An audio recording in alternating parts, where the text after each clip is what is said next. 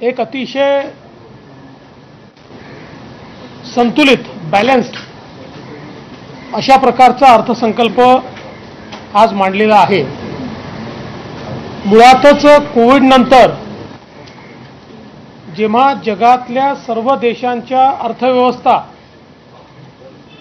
कोलमडताना आपण पाहतो आहोत आणि पश्चिमेतले प्रगत देश देखील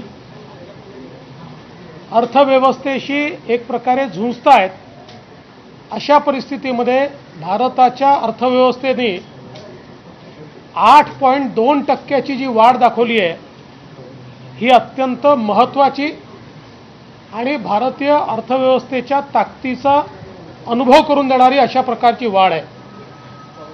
आणि विशेषतः उत्पादन क्षेत्रामध्ये खूप मोठ्या प्रमाणात आपल्याला वाढ झालेली पाहायला मिळते।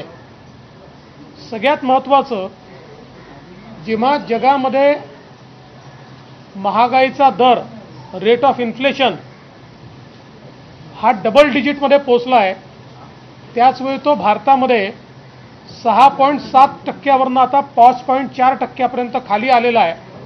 हा देखील अत्यंत महत्त्वाचा आहे। विशेषतः सामाजिक कल्याणाच्या योजनांच्या विकासाचा